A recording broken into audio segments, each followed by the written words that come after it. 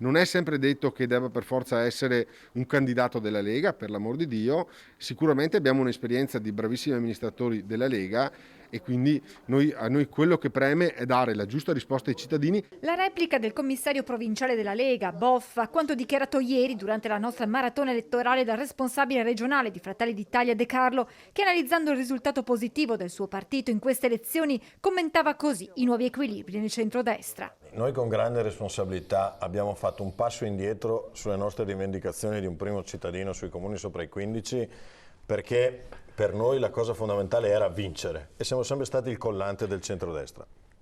Oggi è naturale che se continuiamo in questo processo di crescita, anche in Veneto potremo e dovremo soprattutto rivendicare uno spazio diverso. Spicca su tutti il risultato ottenuto da Fratelli d'Italia a Montebelluna, come spiega il recordman di preferenze Claudio Borgia. In una terra, come sapete, leghista, una terra verde, vedere Fratelli d'Italia al 18,5%, che tra l'altro è un record non solo provinciale ma anche regionale, è fonte d'orgoglio per tutti noi. Con questi numeri, proiettandosi alla prossima tornata elettorale per le amministrative, De Carlo lancia un messaggio agli alleati del centrodestra perché stavolta siano gli altri a fare un passo indietro nella scelta dei candidati alla poltrona di sindaco. Non occorrerà nemmeno chiederlo perché sapranno anche loro che in una logica assolutamente di alleanza qualche volta fai il sindaco tu e qualche volta lo fanno anche gli altri. Equilibri che per Boff dovranno inevitabilmente tener conto dei numeri. Penso che i ragionamenti fatti sulla provincia di Treviso, anche con gli amici di Fratelli d'Italia, siano stati dei ragionamenti di assoluto equilibrio e di assoluta ragionevolezza,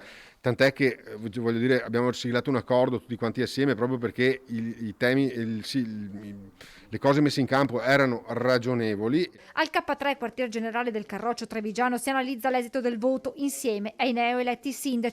Il responso delle urne disegna una marca con 7 comuni su 8 a guida leghista, una provincia e più in generale un Veneto in controtendenza rispetto al resto d'Italia, dove il partito di Salvini e il centrodestra ne escono con le ossa rotte. E così si ripropone la contrapposizione tra la Lega salviniana e quella di Zaia. Esiste solo una Lega, come ho già detto prima, è una Lega che in Veneto dà buoni risultati ma li dà anche altrove. Per noi importante è che tutta la Lega vada bene e che tutta la Lega porti buoni risultati.